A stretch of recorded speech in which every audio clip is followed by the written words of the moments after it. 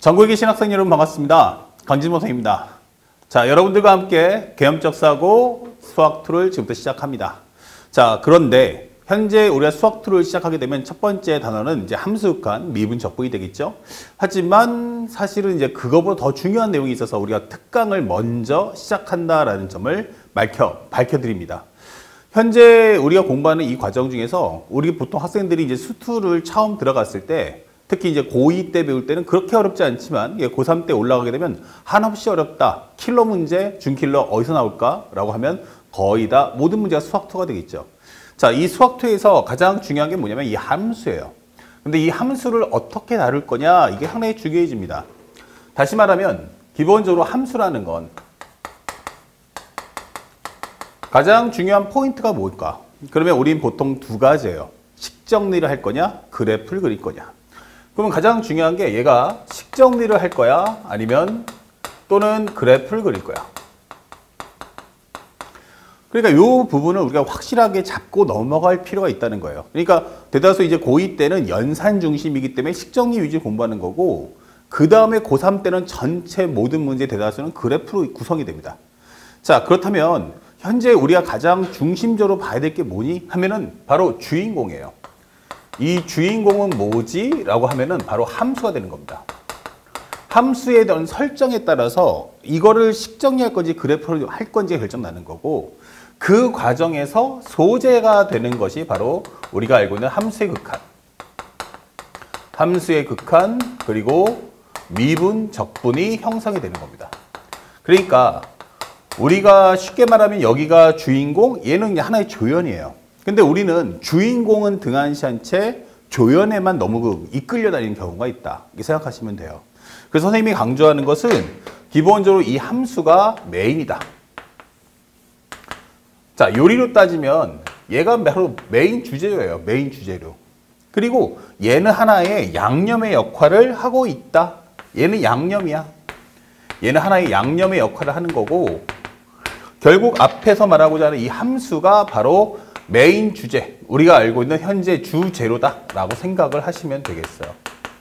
그러니까 이 점을 놓치시면 안 돼요. 그러니까 함수가 어떠치에 따라서 질문의 내용이 이제 극한 미분 적분이 되는 거지 극한 미분 적분만 공부한다고 해서 이 수학2의 과정 또는 연계되는 미적분의 과정을 공부할 수 있는 건 아닙니다. 그래서 우리가 이 함수라는 과정을 보는데 이 함수라는 내용을 한번 잘 들여다보면 상대방의 설정에 따라서 식정리를 할 거냐 아니면 그래프를 그릴 거냐 갈라지는 거예요. 대다수 학생들이 물어봐요. 함수 보고 식정리야 그래프야. 그럼 어떤 학생은 식정리라고 주장하는 학생도 있고 어떤 학생은 함수는 그래프지라고 하는 건데 정답은 반반입니다. 그러니까 상대방이 어떤 질문을 할 거냐에 따라서 식정리를 할 수도 있고 그래프를 할 수도 있는 거예요. 자, 그래서 그 내용을 조금 더 들여다본다면 자, 함수라는 걸 볼 때 뭘 봐야 되는가? 라고 물어봅니다. 첫 번째. 함수를 볼 때 뭘 봐야 돼? 라고 한다면 크게 두 가지입니다. 함수식이 존재하는가? 함수식이 존재하는가? 아니면 함수식이 존재하지 않는가? 함수식이 존재하지 않는가? 자, 이렇게 갈라질 거고 함수식이 있다고 하더라도 두 개로 또 갈라져요. 이렇게. 하나는 미정계수가 존재하지 않는가? 그리고 여기는 미정계수가 존재한다. 이렇게 갈라지는 거예요. 그래서 우리가 미정계수 없다라는 건 예를 들어서 어떤 거야? 하면은 fx가 이제 x의 3승, 3x의 제곱, 마이너스 9x 더하기 4. 이렇게 아예 식을 전체를 다 오픈해 버리는 거예요. 이런 경우가 있다면 얘 같은 경우는 fx가 현재 x의 3승 플러스 ax의 제곱 플러스 bx 더하기 c 이렇게 된다는 얘기죠. 그러면 현재 여기는 미정계수인 a, b, c가 박혀 있고 얘는 미정계수가 박혀 있지 않다. 이렇게 되는 거죠. 아, 그러면 그 다음에 이 미정계수가 없다면 그 다음에 어떤 설명을 할 수 있지?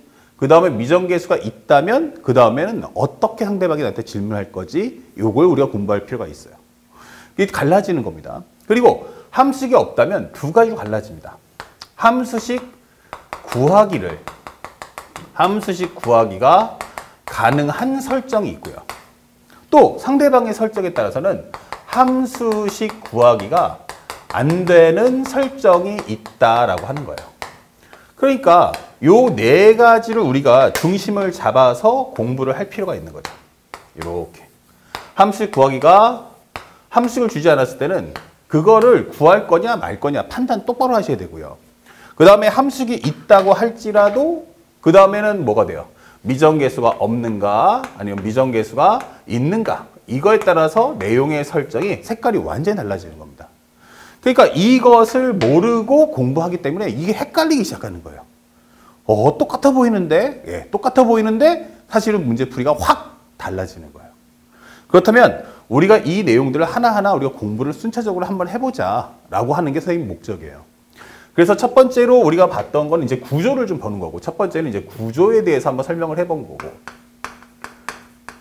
그렇다면 이 내용들 하나하나에 따라서 어떻게 내용이 펼쳐질 거냐, 이것도 우리가 예측을 할 수 있어야 돼요. 그래서 내용을 한번 살펴본다면, 두 번째 내용, 첫 번째입니다. 함수식이 있어요. 그런데 and 미정계수는 없더라. 이게 되는 거죠. 자, 이렇다면 과연 어떤 스토리가 펼쳐질 거냐라고 물어봅니다. 함수식은 있는데 미정계수가 없다. 현재 예를 들어서 방금 전에 설명했던 fx는 x의 3승 더하기 3x의 제곱 마이너스 9x 더하기 4 이게 되는 거죠. 자, 이렇게 돼버리면 나는 감추는 게 없다. 다 공개하겠어. 이게 되는 거예요. 자, 이렇게 돼버리면 어떤 특성이 발생되느냐. 이럴 때는 조건문이 발생하지 않습니다. 조건문은 발생하지 않고요. and 구하는 값만 존재한다. 이게 되는 거예요. 구하는 값만 존재한다. 그래서 내용 한번 살펴보니까 상대방이 이렇게 함수의 식을 주겠죠. 그리고 식이 있고 현재 이거일 때 바로 무엇을 구하시오? 이게 됩니다. 구하시오. 이렇게 되는 거예요. 그래서 문제를 들여다보면 문장이 무지하게 짧네. 이게 되는 거예요. 문제도 짧지만 사실은 식의 양도 적어요. 문제도 짧지만 식의 양도 적다. 왜? 내가 감추는 게 없으니까. 그러면 여기가 바로 뭐야? 구하는 값이 되는 거야. 구하는 값. 자, 이 구하는 값이란 게 뭐죠? 라고 물어보는 거야. 다시 말하면 앞에 있는 이 식을 가지고 할 수 있는 내용 가져와. 이게 되는 거예요. 이게 재료니까 이걸로 해서 요리를 만들라는 거야. 그러면 구하는 값이란 무엇입니까? 라고 한다면 바로 함수 상태가 된 겁니다. 함수의 상태를 질문할 거야. 자, 그러면 여기서 이제 우리가 갈라지는 건 그럼 함수 상태가 뭐지? 이렇게 된 거예요. 바로 연산과 그래프 그리고 갈라져라. 이게 되는 거죠. 그래서 첫 번째로 만약 함수 상태가 기본적으로 함수 상태를 보는데 만약에 함수의 상태 이렇게 적어주고요. 함수의 상태를 질문하는데 현재 x값을 알고 있니? 라고 물어봅니다. x값 줄게. 이러면 이거는 철저하게 뭐 하겠다? 연산을 하겠습니다. 라고 하는 거야. 그리고 이거는 그래프를 그리지 않습니다. 이 되는 거야. x값을 알려준다는 건 연산을 할 거야. 나는 그림 그리진 않아. 라고 설명해 주는 거야. 그래서 대표적으로 우리가 알고 있는 바로 함수값. 자, f1을 가져와. 그럼 여기다 f1을 구해와. 그러면 x 대신에 뭐 하면 돼? 그냥 1값 넣으면 되는 거야. 그쵸? 그 다음에 두 번째, 극한값. 리미트 x가 1로 갈 때 fx는 뭐죠? 라는 극한값. 말 그대로 식을 알고 있는데 미정계수가 없으면 감추는 게 없으니까 그냥 x 대신에 1을 대입하시면 됩니다.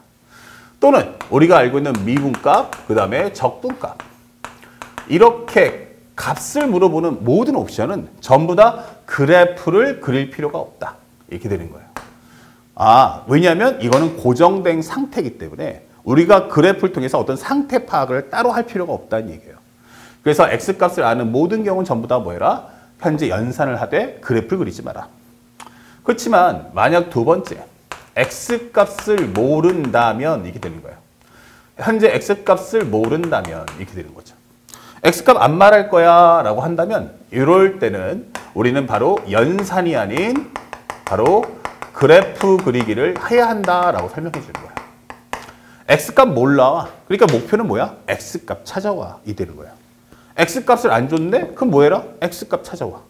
그러려니까 뭐가 돼? 어떤 상태를 확인하려는데 전체의 상황을 다 봐야 되니까 그때는 연산을 하지 말고 그래프를 통해서 문제를 풀어줘. 이게 되는 거예요. 그러면 현재 이 내용은 뭘까? 이게 되는 거죠. 그렇다면 현재 우리가 말할 수 있는 건 첫 번째, 우리가 뒤에 과정에서 공부할 거야. 그래프를 그리는 7가지 경우가 있어요. 그래프를 그려야 되는 7가지 경우. 자, 그 중에서 첫 번째 뭐가 있을까? 하면은 바로 구간이 갈라지는 함수. 구간이 갈라지는 함수. 자, 요게 뜬다면 우리는 철저하게 뭐 할 거야? 그래프를 그려야만 해. 그래서 fx가 현재 이렇게 갈라지면서 x가 a보다 같거나 작고 x가 a보다 커 하면서 식이 두 개로 이렇게 갈라집니다. 혹은 여기다가 쉽게 말하면 식이 있을 수도 있고 아니면 gx나 hx. 자, 이렇게 되는 경우는 무조건 그림을 먼저 그려서 상대방의 질문을 파악해라. 이게 되는 거예요. 그리고 두 번째, 바로 우리가 알고 있는 절대값 함수. 절대값 함수. 이게 되는 거죠. 그래서 fx가 현재 우리가 알고 있는 절대값 네모 이렇게 되는 거죠. 이렇게. 절대값 함수가 뜨면 이거 그래프 그려라. 그 다음에 세 번째. 바로 방정식의 교점의 개수. 방정식이 나오는데 이건 수학원에도 그 지수 로그 함수에서도 나올 거야. 그 선생님이 지수 법칙, 로그 법칙 할 때 마지막 수책의 문제 나오지만 방정식에서 말하는 뭐다? 실근의 개수. fx 이퀄 0인데 요거에 대한 실근의 개수와 구해와. 네 번째, 현재 두 함수의 교점의 개수. 두 함수의 교점의 개수. 자, 그래서 fx하고 gx가 만났거든. 이렇게 되는 거예요. 자, 그때의 교점의 개수를 알아와. 이게 되는 거예요. 이거 뜨면 무조건 뭐 해라? 그림 그려라. 이거는 식으로 풀 수 있는 게 아니고 그래프를 그려서 몇 번을 만나는지를 한번 확인해 봐. 이게 되는 거예요. 그 다음에 다섯 번째는 함수에 대한 부호 판정. 살짝 올려볼까? 살짝 올릴게요. 다섯 번째, 함수의 부호 판정. 부호 판정. 이게 되는 거죠. 그래서 우리가 알고 있는 fx가 0보다 크다. 또는 fx가 0보다 같거나 작다. 이거는 뭐 하나의 예예요. 또는 f'x가 0보다 크다. f'x가 0보다 작다. 이런 언급들. 그래서 부호 판정, 특히 0이라는 것은 양수와 음수의 경계선. 그래서 이렇게 부호를 따지는 경우가 나오면 이거 철저하게 그래프를 그리세요라고 하는 거고. 그러면 이거를 내포하는 과정의 내용이 바로 뭐야? 바로 함수에 대한 fx에 대해서 증가해라. 감소해라. 극대값 가져와. 극소값 가져와. 이런 언급들이 뜨면 이건 무조건 뭐해라? 그림을 그려라 라고 하는 상대방의 메시지예요. 그러니까 단순하게 연산을 풀 수 있는 게 아니고 그림을 그려야만 상대방의 말을 이해할 수 있다라고 설명하는 과정입니다. 그리고 여섯 번째는 바로 요것의 연장선, 바로 두 함수의 대소 비교가 되는 거예요.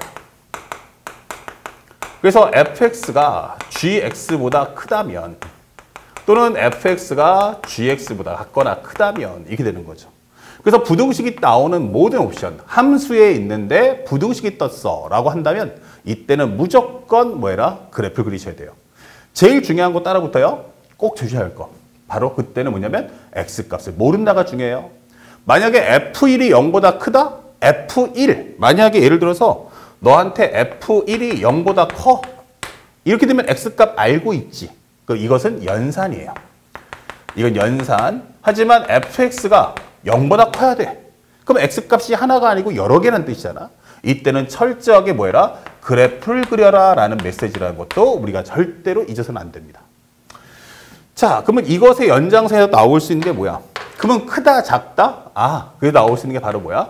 문제에서 최대값 또는 최소값 이런 언급들이 뜬다면 이 문제들은 전부 다 뭐해라? 그래프를 그려주세요 라고 메시지를 던지는 겁니다. 자, 그래서 이런 내용들도 우리는 꼭 알고 있어야 되고요. 그 다음에 마지막 일곱 번째가 뭐냐? 함수에 대한 성질인데 바로 주기하고 대칭이 나왔을 때. 함수에 대해서 주기나 대칭이 떴을 때. 그래서 하나의 시간에 두 종류, 하나의 시간에 동일 함수의 표현이 몇 개? 이렇게 두 개가 뜬다면 하나의 시간에 동일 함수 fx에 대한 표현이 두 개가 뜬다면 또는 우리가 알고 있는 f-x가 fx다. 또는 f-x가 -fx야. 이런 기호들 나온다면 이거 철저하게 전부 다 그래프를 그리는 거예요. 물론 그것의 연장선에는 뭐가 있다? 바로 다항함수라는 성향도 우리가 꼭 공부해야 돼요. 그래서 실제 킬러로서 나오는 22번 문제들, 이렇게 고난이도 문제는 전부 다 주기대칭이 혼합돼서 나오기 때문에 우리는 이 내용을 반드시 알아두셔야 됩니다. 그래서 우리가 함수를 공부할 때 가장 중요 핵심이 무엇입니까? 라고 하면 만약 상대방이 나한테 x값을 주면 연산을 할 거고 x값을 주지 않는 모든 옵션은 싹 다 뭐해라? 그래프를 그려서 상대방의 질문에 맞춰갈 수 있어야 됩니다. 요 사실을 절대 잊지 마. 그래서 이 내용을 우리는 뭐라고 하자? 함수의 상태라고 하는 거야. 그래서 앞으로 공부할 때 단지 이제 그 함수의 상태를 물어볼 때 아니 극한 물어볼까? 미분 물어볼까? 적분 물어볼까? 이렇게 달라지는 것뿐이지 극한, 미분, 적분의 내용을 못 불러서 문제를 못 푸는 학생은 없습니다. 결국 이 극한, 미분, 적분을 못 푸는 이유는 결국 극한, 미분, 적분에 문제가 있는 것이 아니고 결국 함수를 다룰 줄 모른다라고 생각을 하시는 걸 꼭 기억하시고 이 특강에는 바로 그 의미를 목적으로 한다는 걸 잊지 말아야 돼요. 자, 그러면 살짝 좀 지우고요. 나중에 필기하시고자 하는 분들은 살짝 뒤로 돌려서 다시 한번 화면을 캡처해서 좀 보시면 좋겠습니다. 또 교재 안에 다 자세하게 적어놨으니까 그걸 꼭 참고하시길 바라요. 그 다음에 만약에 두 번째로 함수식이 있어. 네. 그런데 안에 미정계수가 있네 라고 설명을 하는 거예요. 미정계수가 있더라. 함수식이 있는데 미정계수도 있어? 이렇게 되는 거야. 그렇게 돼버린다면 이때 얘는 기본적으로 fx가 x 3승의 ax의 제곱에 플러스 bx 더하기 3 이렇게 바꿔볼게. 그러면 이렇게 미정계수가 박혀 있잖아. 이게 되는 거야. 그때부터는 우리가 이제부터 등장하는 내용이 바로 뭐가 생긴다? 바로 조건문이 발생을 한다라는 사실을 절대 잊으시면 안 돼요. 조건문과 구하는 값이 형성되는 내용이야. 이게 되는 거야. 그래서 문제를 보면 fx가 네모이고 식이 있는데 여기 미정계수 있겠죠? 바로 이고 그 다음에 뭐뭐뭐일 때 무엇을 구하시오가 됩니다. 그러면 이 식의 구조를 들여다봤을 때 가장 중요한 게 뭐뭐일 때라고 하면 바로 여기가 경계선이 되는 거예요. 그럼 여기가 바로 조건문. 그리고 밑에 있는 여 구간이 바로 구하는 값. 이렇게 되는 거죠. 그러면 우리가 먼저 문제의 구조를 알고 있어야 돼. 그러면 구하는 값은 뭐가 오지? 이렇게 되는 거예요. 구하는 값은 철저하게 바로 미정계수를 질문한다. 그러니까 상대방이 이렇게 했다는 건 결국 미정계수인 A, B를 구하겠구나. 그래서 결국 미정계수를 구하고자 하는데 목적을 둘 거야. 이게 되는 거야. 그렇다면 가장 중요한 이 조건문은 뭘까? 이거를 이용해서 풀어야 되잖아. 근데 A, B가 어디 박혀 있어? 하면은 fx의 식 안에 들어있다는 거야. 그러니까 fx를 통해 가지고 이제 미정계수를 구하겠다. 이런 뜻이겠죠. 그러면 조건문에서는 뭐가 나온다? 방금 전에 설명했던 바로 함수의 상태가 공개가 된다라는 점을 절대로 잊으시면 안 됩니다. 그래서 상대방이 나한테 함수의 상태를 공개하겠구나. 그 함수 상태를 통해서 나는 조건문을 통해서 바로 구하는 값, 바로 미정계수를 끌어내는데 목적을 두고 있다라는 점을 꼭 기억하시기 바라요. 현재 이 내용은 기본적인 우리가 알고 있는 쉬운 2, 3, 4점짜리 문제에서 가장 두각을 나타내는 내용이니까 일단 문제의 구조를 볼 때 무조건 첫 번째 줄을 잘 들여다보시기 바랍니다. 이 첫 번째 줄 안에서 결국 이 앞으로의 식의 전개가 어떻게 펼쳐질 건지 확실하게 보여준다는 걸 꼭 기억하면서 다음 영상에선 이걸 통한 예문을 한번 직접 보도록 하겠습니다.